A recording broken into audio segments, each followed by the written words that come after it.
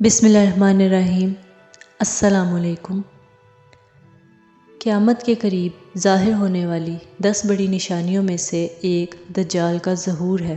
پوری انسانی تاریخ میں دجال کا فتنہ بدترین اور خطرناک ترین ہے۔ اس کے فساد کی شدت کا اندازہ اس بات سے لگایا جا سکتا ہے کہ ہر نبی نے اپنی امت کو اس سے خبردار کیا۔ دجال کا مطلب بڑا جھوٹا ہے۔ چونکہ دجال بھی سچ کو جھوٹ کے ساتھ ملا کر جھوٹ بولے گا، اس لیے اسے دجال بھی کہتے ہیں۔ وہ پہلے اپنے آپ کو مومن کے طور پر پیش کرے گا اور لوگوں کو بھلائی کی طرف بلائے گا، لیکن بعد میں وہ نبی اور آخر میں خدا ہونے کا دعویٰ کرے گا۔ کہا جاتا ہے کہ وہ یہودی نژاد ہوگا۔ مفتی احمد یار خان نعیمی رحمۃ اللہ علیہ نے فرمایا، دجال کی 2 قسمیں ہیں، معمولی اور بڑے۔ جہاں تک معمولی دجالوں کا تعلق ہے تو ان میں سے بہت سے تھے اور ہوں گے۔ ہر جھوٹا نبی، جھوٹا مولوی، صوفی جو لوگوں کو گمراہ کرتا ہے، دجال ہے۔ بڑا دجال صرف وہی ہے جو خدا ہونے کا دعویٰ کرے گا۔ امام محمد بن احمد قرطبی رحمۃ اللہ علیہ نے فرمایا، دجال کے وجود اور اس کے ظہور پر قیامت کے قریب ایمان لانا حق ہے اور اہل سنت کا عقیدہ ہے۔ احادیث کی بنا پر دجال کا ظہور درج ذیل بیان کیا گیا ہے۔ وہ ایک لمبا اور ایک آنکھ والا جوان ہوگا۔ اس کی ناکارہ آنکھ سوجے ہوئے انگور کی طرح ہوگی اور دوسری آنکھ خون آلود ہوگی۔ اس کا سینہ چوڑا ہوگا لیکن تھوڑا سا دھنسا ہوا ہوگا۔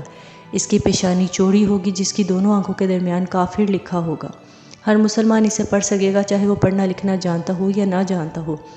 دجال کے بال گھنگریالے ہوں گے۔ بخاری جلد نمبر 4 صفحہ نمبر 450۔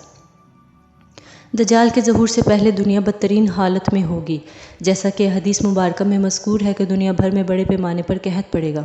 پہلے سال آسمان 1/3 بارش روک دے گا اور زمین 1/3 پیداوار روک دے گی۔ دوسرے سال آسمان 2/3 بارش روک دے گا اور زمین 2/3 پیداوار روک دے گی، جبکہ تیسرے سال آسمان بارش کو مکمل طور پر روک دے گا اور زمین اپنی تمام پیداوار روک دے گی۔ آسمان شیشے میں اور زمین تانبے میں بدل جائے گی۔ اس خشک سالی کی وجہ سے تمام جانور مر جائیں گے۔ فساد پھیلے گا، مرد ایک دوسرے کو قتل اور جلا وطن کر رہے ہوں گے۔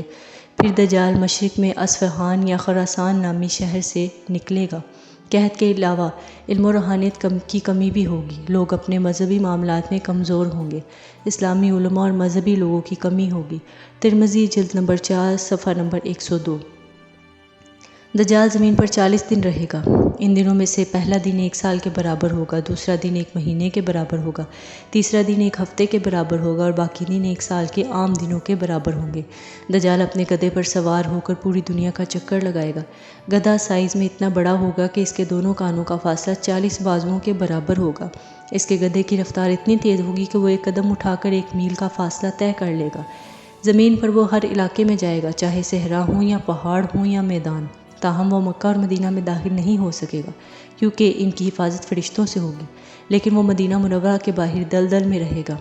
مدینہ منورہ میں 3 جھٹکے آئیں گے جس سے ہر کافر اور منافق مدینہ سے بھاگ کر دجال میں شامل ہو جائے گا۔ اس دن مدینہ منورہ ہر منافق اور فاسق مرد و عورت سے پاک ہوگا، اسی لیے اس دن کو یوم الخلص بھی کہا جاتا ہے۔ بعض روایات کے مطابق دجال بیت المقدس اور طور کے پہاڑ پر بھی نہیں جا سکے گا۔ مسلم صفحہ نمبر 1206 حدیث نمبر 2943۔ دجال اپنی مختلف چالوں سے لوگوں کے ایمان کو تباہ کرنے کی کوشش کرے گا۔ حدیث مبارکہ میں ہے کہ اس کے ساتھ روٹیوں کے پہاڑ ہوں گے۔ دجال کے پیروکاروں کے علاوہ تمام لوگ شدید پریشانی میں مبتلا ہوں گے۔ اس کے ساتھ 2 نہریں ہوں گی، ان میں سے ایک کا نام جنت اور دوسری کا نام جہنم رکھے گا۔